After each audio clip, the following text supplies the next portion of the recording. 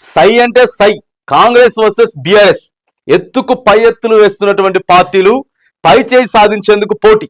వరుస ఘటనలే నిదర్శనం. Attention diversion రాజకీయాలకు శ్రీకారం. స్పీడ్ పెంచినటువంటి గులాబీ హస్తం పార్టీలు స్థానిక ఎన్నికల్లో పట్టు కోసం ప్రయత్నాలు. కేడర్ చేజారకుండా వ్యూహ రచన చేస్తా ఉందట అటు కాంగ్రెస్ ఇటు బిఆర్ఎస్. సై అంటే సై. ఎందుకంటే ఇప్పుడు రాబోయేటటువంటి స్థానిక సర్పంచ్ ఎన్నికలు చాలా కీలకం. ఈ రెండు పార్టీలకి ఎంత కీలకం అనంటే, వీళ్ళేమో సంవత్సరం అయిపోయింది, ప్రభుత్వం ఫెయిల్ అయిపోయింది, రేవంత్ రెడ్డి పరిపాలన కరెక్ట్ గా లేదని చెప్పి బీఆర్ఎస్ వాళ్ళు చెప్తా ఉంటే, 10 ఏళ్ళు అది ఆగమాగం చేసినటువంటి తెలంగాణని మేము ఇప్పుడే బాగు చేస్తా ఉన్నాం, బంగారు తెలంగాణగా రేజింగ్ తెలంగాణగా ముందుకు తీసుకువెళ్తా ఉన్నాం, మేమే అన్ని కొత్త పథకాలు ఇస్తా ఉన్నాం, ప్రజలకి మా మీద ఎలాంటి వ్యతిరేకత లేదు, కావాలని చెప్పి ప్రతిపక్షం బురద జల్లేటటువంటి ప్రయత్నం చేస్తా ఉంది.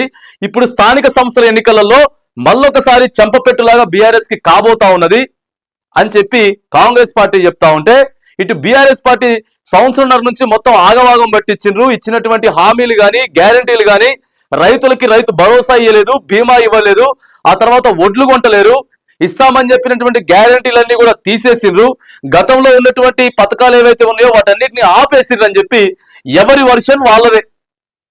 అటు బీఆర్ఎస్ సోషల్ మీడియా ఇటు కాంగ్రెస్ సోషల్ మీడియా జోరుగా ప్రచారం. మేమంటే మేము, మేమంటే మేము, మేమంటే మేమని చెప్పి ప్రచారం. మరి ఇన్ని రోజులు సర్పంచ్ ఎన్నికలను పోస్ట్ పోన్ చేసుకుంటూ వచ్చినటువంటి ప్రభుత్వం, ఇన్ని రోజులు మంత్రులను బెత్తులు ఖరారు చేయాల్సినటువంటి మరి ప్రభుత్వం ఎక్కడ లేట్ అయితే చేసిందో, ఇన్ని రోజులు పిసిసి చీఫ్ మహేష్ కుమార్ గౌడ్ గారిని మాత్రమే నియమించి కింద టీంను మొత్తం కూడా ఫామ్ చేయకుండా ఆలస్యం చేసినటువంటి కాంగ్రెస్ పార్టీ అధిష్టానం ఈ వారం రోజుల నుంచి కూడా మంతనాలు జరుపుతా ఉన్నారు, ఢిల్లీకి వెళ్తా ఉన్నారు, వస్తా ఉన్నారు. ఇక తాజాగా నిన్న కూడా ముఖ్యమంత్రి రేవంత్ రెడ్డి ఇంట్లో మంత్రులంతా కూడా కలిసి విత్ ఇన్ఛార్జ్ మీనాక్షి నటరాజన్ గారితో కలిసి నిన్న విందు ఏర్పాటు చేసుకొని ఎవరికి మంత్రులు ఇస్తే బాగుంటది, ఎవరికి ఇవ్వకపోతే బాగుంటది, ఎవరిని వర్కింగ్ ప్రెసిడెంట్లుగా తీసుకోవాలి, ఎవరిని జనరల్ సెక్రటరీలుగా తీసుకోవాలి, అటు పిసిసి కార్యవర్గానికి సంబంధించిన అంశం కానీ లేకపోతే ఇటు మంత్రుల బెత్తులకు సంబంధించిన విషయం కానీ మరొకసారి ఈ రోజు ఢిల్లీ వెళ్ళబోతా ఉన్నారు. పిసిసి చీఫ్ తర్వాత ముఖ్యమంత్రి రేపు లిస్ట్ ఖరారు కాబోతా ఉన్నది. పార్టీ రాష్ట్ర ఆవిర్భావ దినోత్సవం సందర్భంగా మరి వీటన్నిటిని కూడా అనౌన్స్ చేస్తా ఉన్నారు. సంవత్సరంన్నర నుంచి ఎవరెవరైతే ఆశావాహులంతా కూడా వెయిట్ చేస్తా ఉన్నారో వాళ్ళకి ఒక శుభవార్త చెప్పబోతా ఉన్నారు, వాళ్ళకి గుడ్ న్యూస్ చెప్పబోతా ఉన్నారు. తర్వాత ఎవరెవరికైతే పదవులు రాలేదో వాళ్ళందరినీ కూడా బుజ్జగించేటటువంటి ప్రయత్నాలు కాంగ్రెస్ పార్టీ అధిష్టానం చేయబోతా ఉన్నది. వీటన్నిటికీ ఎందుకు ఇంత స్పీడప్ చేస్తా ఉంది గత వారం రోజులుగా అంటే, ఖచ్చితంగా సర్పంచ్ ఎన్నికలు నిర్వహించాల్సిందే. బీఆర్ఎస్ కన్నా కాంగ్రెస్ పార్టీ ఎక్కువ సర్పంచ్ ఎన్నికల్ని గెలుచుకొని రాబోయేటటువంటి 3.5 సంవత్సరాలలో బేషరతుగా మనం పనిచేయాలి, ఇక బీఆర్ఎస్ కి మాట్లాడడానికి అవకాశం లేకుండా చేయాలి అనేది కాంగ్రెస్ పార్టీ అధిష్టానం చాలా స్పీడప్ చేసింది. దీనికి సంబంధించే నిన్న ముఖ్యమంత్రి రేవంత్ రెడ్డి ఇంట్లో కూడా సమావేశం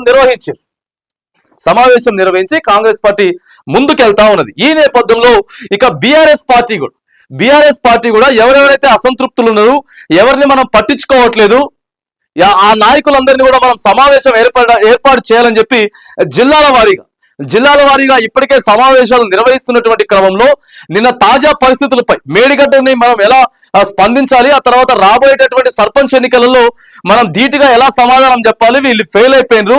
వరంగల్లో సభలో నిర్వహించినటువంటి ఎలకతుర్తి సభలో మనకి ప్రజాదరణ చాలా బాగా పెరిగిపోయింది, మళ్ళీ కేసీఆర్ ఉంటేనే బాగుంటది, ఈసారి మేము కేసీఆర్ నే గెలిపించుకుంటాం మళ్ళీ అని చెప్పి ఈ సర్పంచ్ ఎన్నికలలో మనం ఎక్కువ సర్పంచ్ ఎన్నికల సీట్లు రాబట్టుకుంటే మాత్రానికి ఖచ్చితంగా కాంగ్రెస్ పార్టీకి మాట్లాడే ఛాన్స్ ఉండదు. ఈ 3.5 సంవత్సరాలు వాళ్ళు అధికారంలో ఉన్నా కూడా లేనట్టే అవుతుంది. కాబట్టి సర్పంచ్ ఎన్నికల్లో ఎలాగైనా సరే మనం సత్తా చాటాలి అని చెప్పి నిన్న కీలకమైనటువంటి నేత హరీష్ రావు తోటి దాదాపుగా 3 గంటలు కూడా కేసీఆర్ మంతనాలు జరిపినట్లు మనం చూస్తా ఉన్నాం.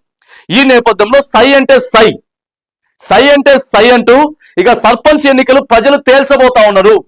ఎవరి ఊహాగానాలు, ఎవరి ఎక్స్పెక్టేషన్స్ ఇవన్నీ ఏవైతే ఉన్నాయో, మేమింత మాదంత పొడుగు మాదింత పొడుగు అని చెప్పి చెప్పుకున్నటువంటి నాయకులందరికీ కూడా మరి ఒకసారి సమాధానం చెప్పడానికి ప్రజలకి అవకాశం వచ్చింది.